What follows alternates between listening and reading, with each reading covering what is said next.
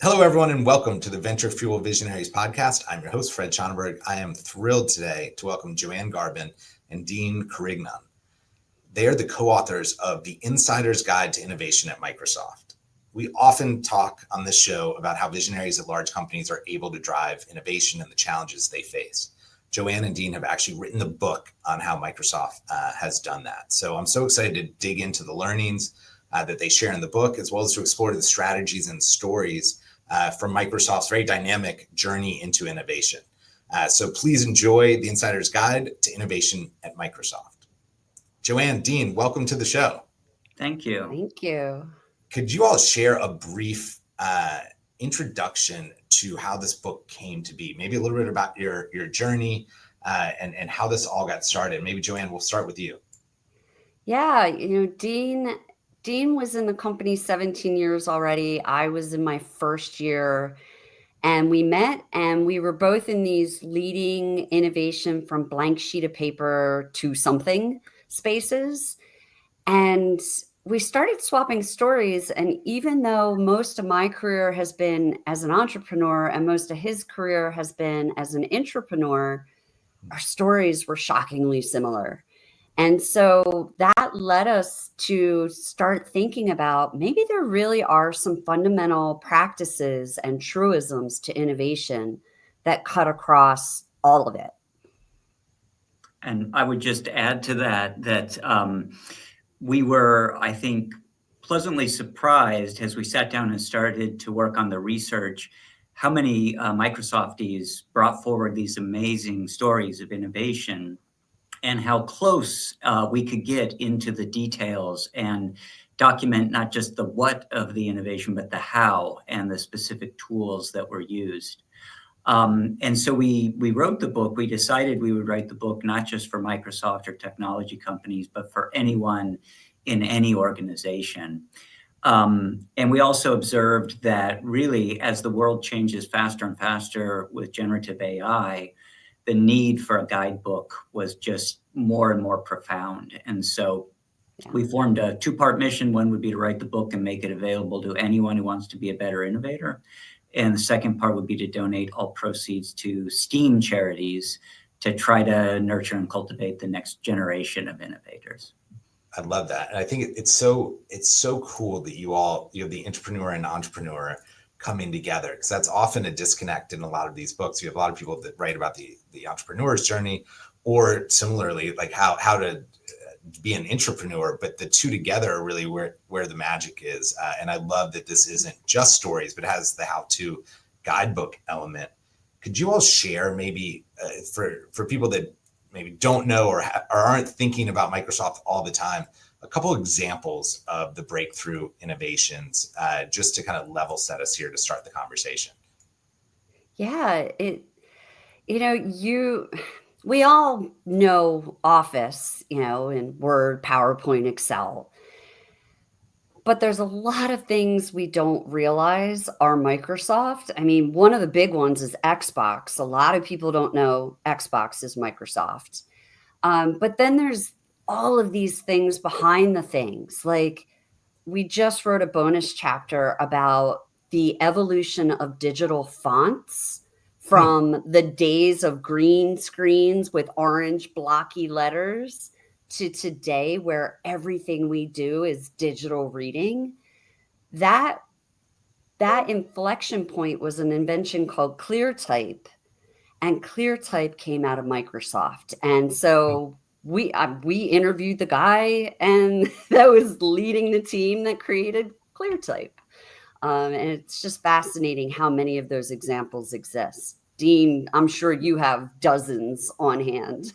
Yeah, some of the ones that I really like are, one of them is our case study about a group called Cognitive Services that back in around 2014 imagined that AI could be delivered through the cloud as a service, and started working really early on this with a tiny team of about 6 very junior people, sponsored by a couple of senior executives. And the things that you could do with that very agile, motivated, but small team and also with the foresight of seeing that AI would be important, that it would be cloud-based, that it would be a service, was really this early work that set us up for a lot of the success that we're having in this new era of generative AI. And, that's one of the things we talk about in the book, is that innovation is loopy. You never quite know when you're going to have a hit and when the payoff's going to come, or maybe you're investing on more of the long game. But the teams we studied were very comfortable with that loopiness and non-linearity of innovation. So cognitive services is one that's in the book that we both really love. I love this, and I in my notes I had this phrase different than the loopiness of innovation, but I'm gonna play off that and jump to, in the notes of maybe like a subheader of one of the chapters, you talk about continuous adaptive innovation, and maybe that ties into the loopiness a little bit, that need to continuously be innovating, because you don't know which one is going to be the hit. You don't know when it's going to actually take form. Can you talk a little bit about that mindset, and then I have a follow-up off of that, but maybe talk about the loopiness a little bit. Yeah, and it's, we stole the overall model from nature. Nature has this adaptive cycle, and we use the meadow to forest analogy of, you have a meadow, seeds fly in, rain, sunshine, forest blooms, lightning strikes, burns it down, goes back to meadow, and it keeps going. If you don't pave over it, it'll just keep doing that. Yeah. Well, I was introduced to that actually during a biomimicry retreat, and I was like, holy crap, that's innovation. And what you see time and again in this life cycle of innovation is this infinite loop of discover, design, develop, mature, and then disruption. And then if you survive the disruption, you're coming around that other side of the infinite loop in regrouping. But a lot of people don't make it in the regrouping. And the best companies know that if you keep discovering and designing and develop while things are maturing, as one gets disrupted, the next one's coming up right behind it. You're taking a portfolio approach to the infinite loop. And then there's this whole other concept of rigidity trap, which is, I'll stop there, but it is just recognizing that it's not an S curve like we're all taught, where you follow the S and then start a new S. It's actually an infinite loop. Yeah. And that's one of the things we discovered, I think, that has helped Microsoft to stay innovative, has been the awareness that you can be disrupted at any time. And there's a interview out now with Bill Gates where he talks about, not until about the year 2000 did he start to feel like the company was successful or like they had done well. And even then, he would always push everyone in the company to think about who's out there. It may not even be a company right now. It might be two individuals in a garage, hacking something together, but always be aware of that disruptive possibility. And two of our favorite case studies, are basically Microsoft Office and Visual Studio Code, which were multi-billion-dollar businesses with, over 80% market share, but understood the risk of disruption and proactively took change to either disrupt themselves or insulate themselves from disruption. And so that awareness and lack of complacency, I think, is just a theme throughout the book. Yeah, I love that. And I'm going to preview you to that. I want to come to the rigidity trap. I actually, if you don't mind talking about that, because I think that might be something we see a lot with corporates, and would love your point of view on it. I also think that everybody listening just went and Googled or used Bing, I guess, to find biomimicry retreats, because I don't know what that is, but it sounds awesome. It's fabulous. Highly recommend biomimicry. The Biomimicry Institute is the nonprofit that teaches the retreats. That's amazing. Totally endorse it. There's so many lessons to learn from nature.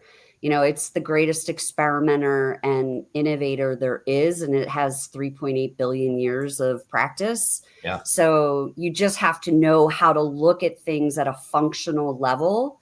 It's not about looking like nature, it's about functioning like nature. And that takes a little bit of training to be able to just get below the surface of features and appearance and get into that functional aspect. A much more expensive and long version of that is having a 5-year-old, is that going out with my son and looking at nature, and you're there for a long time because they have lots of patience, and it's like, oh my gosh, there's all these things happening that mirror what's happening in our professional lives. If you take a hike with a biomimic, it will be a very slow, long hike. Oh my gosh, I'm all over this for our next offsite. So could you talk a little bit about the rigidity trap, what it is, and maybe how you saw Microsoft overcome it? Yeah, I'll start, Dean, and you take the Microsoft side of it. You're great at that. In essence, the rigidity trap can happen to any system. Big company, small company, natural system, single species, and all it means really is you've lost the ability to adapt. How you function, the what you need to survive and thrive has become so specified that when the context shifts, you can't flex, you can't adapt to the new environment. So we see it all the time in nature with species going extinct, in part, right now, because we're rapidly changing the context, right? And they can't change fast enough. But in little companies, you're not getting the market signals back. You can't find your fit, but you're clinging to your dream of what you want to bring to market. Well, that clinging is going to run you out of time and capital and energy and interest and everything else. And in big companies, Dean can list the many ways that you can become rigid in a big company. I think the real problem of the rigidity trap in a corporation is the things you're good at, the things you're successful, get encoded into your DNA as a company. And when the time comes that those things that you do are no longer beneficial but harmful because the environment has changed, or there's new competition, or customers have changed, it's very hard to reprogram your DNA. One of the things we observed, at Microsoft, but it's true of any company, is the things you're good at get encoded not just in your hard formal systems, but the soft systems, the culture, the things you celebrate, the types of people you have leading your organization, the vocabulary you use. And it's very hard to change those things. One of the processes that starts it is to make the invisible visible. You almost have to kind of understand what is deep in your DNA and then methodically work to change it, which is a lot of what our current CEO, Satya Nadella, did when he arrived and decided he was going to make cultural change one of his focus areas. But the case study in the book that really captures this well is the one on Bing and the one on us getting Googled. And what was interesting about that period was that we had embraced a fast follower strategy. We thought that we were good enough and well-resourced enough that we could follow a competitive innovation and then overtake them in time. And the classic example of this was the browser wars, and our ability to kind of go head on with Netscape Navigator and eventually become the predominant browser. And so there was this sense that that was just a viable strategy. When Google came along, we didn't realize the importance of search. We were sufficiently slow that they got a head start. And what they did was what we call an architectural innovation. They blended technological breakthroughs, like how they did the search algorithm, with business model breakthroughs, like how they brought advertisers into the ecosystem. And that was unbreakable. That was, we tried everything, we resourced it. And so that is why in search, we could never become the market leader, but we were able to learn from that. And that's the term to be Googled at Microsoft means to move too late and to end up with an entrenched competitor that's out innovated you. And so I think it's that almost meta learning capability that you can have one way of doing things as a company. You can have a spectacular failure, like missing the search revolution, and you can learn from it and pivot and become better. And so, so that's how we try to deal with the rigidity trap. Yeah, it's such a great story. And I love that, like, to be Googled is a phrase that gets used, right? Because then you learn from it and you don't repeat the mistake. It's not like, oh, don't talk about that. That was the time we lost, or we did not have our great success. One of the questions that popped up as you were talking was, I think often it's clear when the rigidity trap is at the end of its cycle. Like, oh no, we've been disrupted, right? But at the beginning, when it starts to get a little stiffer, it often is you're doing very well. And how, maybe at Microsoft, whether it's positive or negative, have you seen that moment of balancing short-term results with long-term need for innovation and change, right? Because it's sort of like change doesn't come fast until the end, right? And then it's like, oh, we missed it. Curious if there's anything in the book that talks to that dynamic of short-termism versus long-term goals. Yeah, and the key takeaway is you need space for both all the time. You can't go from mode shifting, like this year we're going to be long-term and next year we're going to be short-term. It's like, no, they have to coexist. And we saw it show up in various ways throughout the book. You know, one of the biggest consistent ways Microsoft stays in this constantly pushing the frontier forward is the $1 billion Microsoft research arm. Now, not every company can do that. And that's not where all of the innovation at Microsoft starts from. We also have groups that carve out small teams within their teams. And if somebody proposes a customer hypothesis that leadership feels is validated enough to explore further, they will dedicate full-time effort to go explore it and prove it. Yeah. And then you have things like Xbox that, you know, they stood up a whole new business line to do it, to explore entertainment from Microsoft. So there's a lot of different ways to do the long term.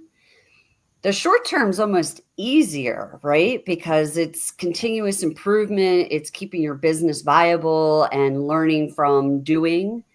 It's that long term that there's no one size fits all. And every single case study was an example of Microsoft investing in that long term. But Dean, what comes to mind for you? It's always a struggle, especially with a publicly listed company. A couple of other mechanisms that have worked well at Microsoft is a group called the Garage, which is a centralized team of innovation experts. And they understand innovation as a process and the way it works in a big company. And so they're a resource that groups can drop in on, work with, prototype, hack. They also run every year a week-long hackathon, which 70,000 people from across Microsoft participate in. They take a week off of all other responsibilities, and they pull together and usually a multidisciplinary team to prototype, explore, or build something. And I love that. We've had Mike Pell on the show. Yes. Oh, nice. Yeah, I think he was one of the first 3 guests, and he's one of the only multi-time guests. So we launched our book in Mike's garage in New York City. So I love it. What a great space that is too. Yeah. The other thing I was going to say is that we also noticed a real need for innovators to be incredible communicators and to a certain extent salespersons, because the near-termism is brought to you by your shareholders, and they just want to see that consistent return on their investment, which is their complete right and something they should ask for. The innovator is kind of coming into this mix and saying, I got this big idea, doesn't generate revenue right now, and it's not guaranteed, but trust me. And you're selling the vision and the kind of delayed reward. And so we saw two patterns there. One, which is where innovators are just themselves incredibly persuasive communicators and can bring together the coalition of support to protect an innovation. We also saw people who very pragmatically split out the role of inventing this new thing and being the innovation champion.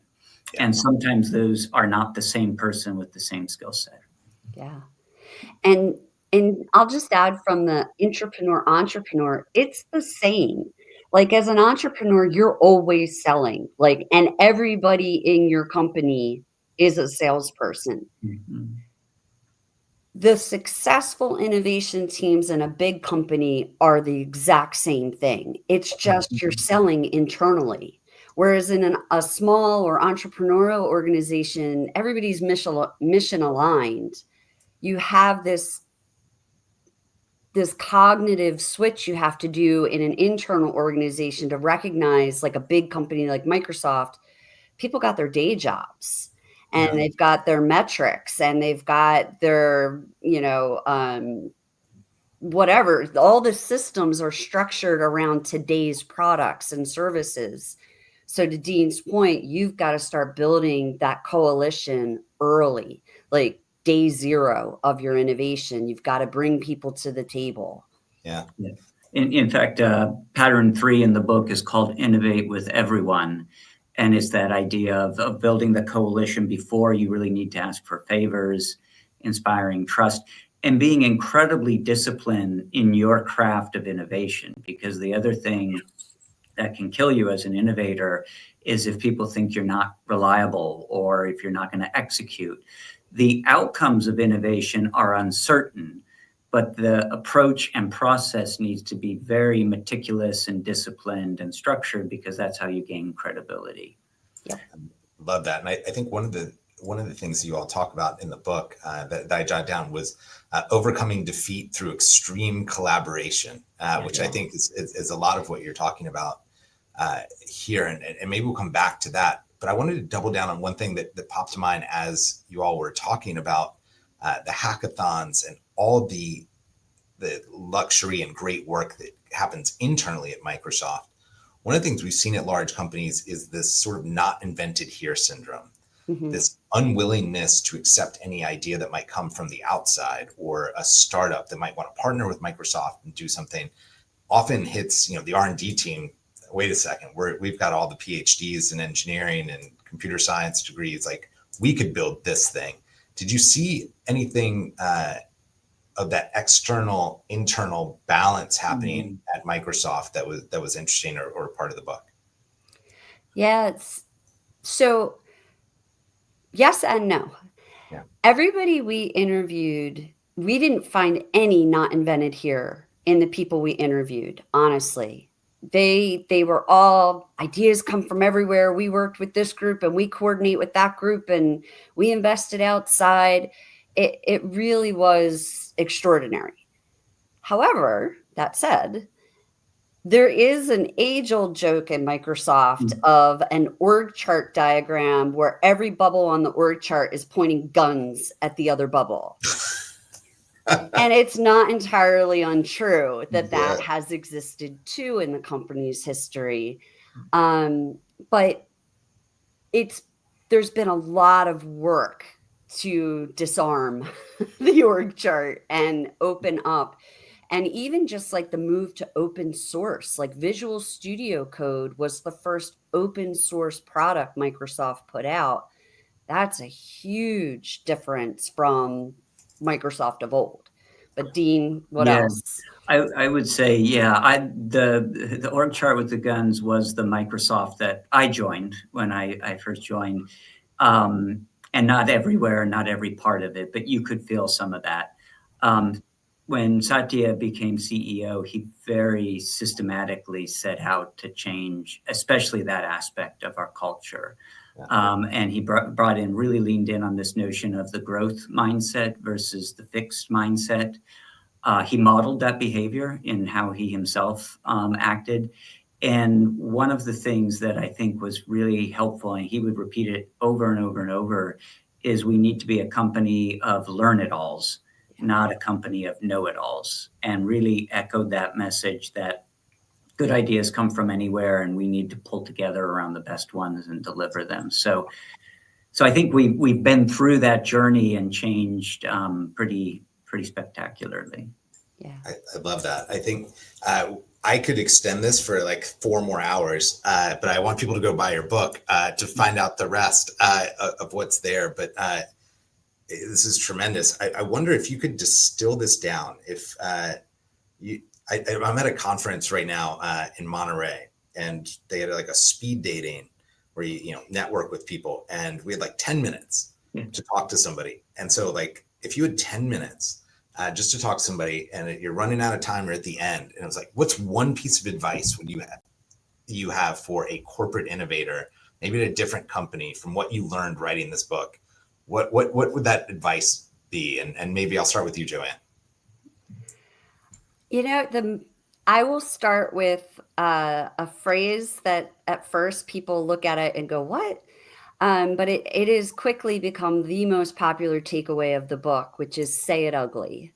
Okay. And creating a space where people can say things ugly means you have an environment of such high trust that if somebody has a counterintuitive idea or a challenge to the status quo, a question to authority, any number of things that we know drives innovation, the trust of the environment is so high, they don't have to find the perfect way and the perfect time and the perfect person to say it to.